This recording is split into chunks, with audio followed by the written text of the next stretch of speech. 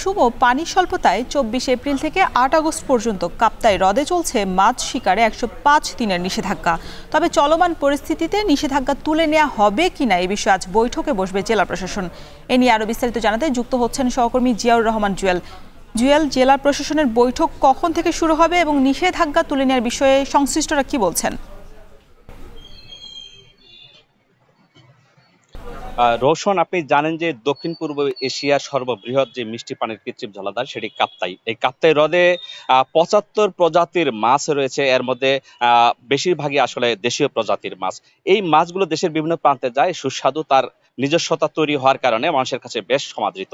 তো এই মাছের যে প্রজনন মৌসুম ১লা মে থেকে ৩১শে জুলাই পর্যন্ত মাছের প্রজনন মৌসুমে মাছ আহরণ, বিপণন এবং বাজারজাতকরণ এই বিষয়ে নিষেধাজ্ঞা দিয়ে থাকে জেলা প্রশাসন, কারণ এই হ্রদ দেখভালের দায়িত্বে রয়েছে জেলা প্রশাসক।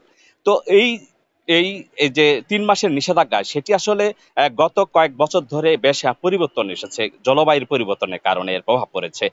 মূলত এই বছরের যে পহেলা এই মে থেকে যে মৎস্য আহরণ নিষিদ্ধের যে সময়টুকু সেটি আসলে একটু এগিয়ে এনে ২৫শে এপ্রিল থেকে করা হয়েছিল, কারণ পানি স্বল্পতায় সে মাছ বাড়তে পারে না এবং মাছের যে পোনাচার হয় সেটিও আসলে বড় হতে পারে না। এই কারণে মাছের প্রজনন এবং বংশবিস্তার এবং অন্যান্য সুবিধাদি তৈরি হওয়ার জন্য মূলত এই নিষেধাজ্ঞা বাড়ানো হচ্ছে।